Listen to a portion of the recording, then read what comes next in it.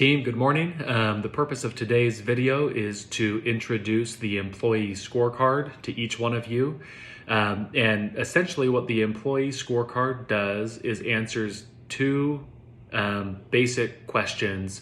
What am I to do? And how am I doing in my job? So we understand that every employee wants to have a good relationship with the person that's directly supervising them, and A players want to know, or the best employees want to know, how they are doing with the job that they've been hired to do. And so a scorecard provides a platform for each one of us to know what we should be doing and how we're doing in those job functions. There's a few basic elements of a scorecard. The first, obviously, is that it will include your name, the month in which you're being evaluated, and it will have your title or your role, whether it be an inside sales expert, account care manager, or manager, or what have you. You will also receive a letter grade, A, B, or C. Now, A, B, and C isn't quite like it was in school. A is fantastic. There's probably, in any company, there's probably only 20 to maybe 25% of total employees that are receiving an A grade, and that is for doing above and beyond.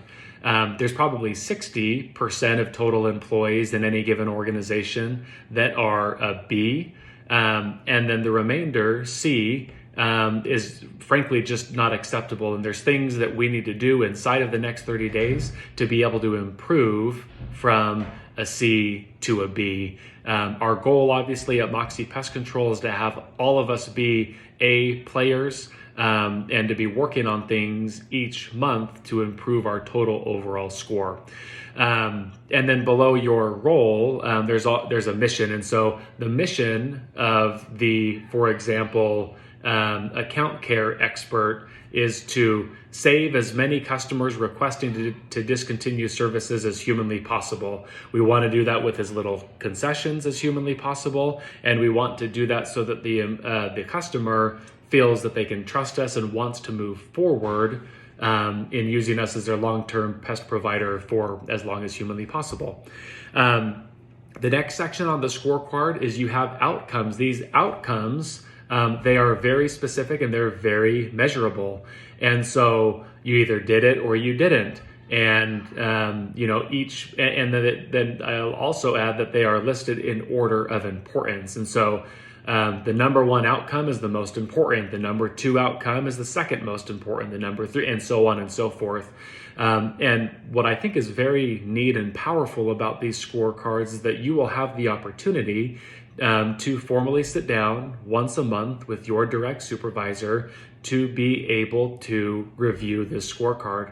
And the purpose of that sit down is obviously to review the scorecard, but to then give you a shout out and a pat on the back of what you're doing really well in.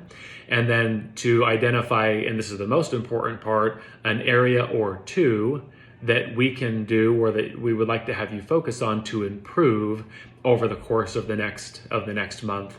And so those are the outcomes or priorities. We also have our competencies, which are our team talents and core values.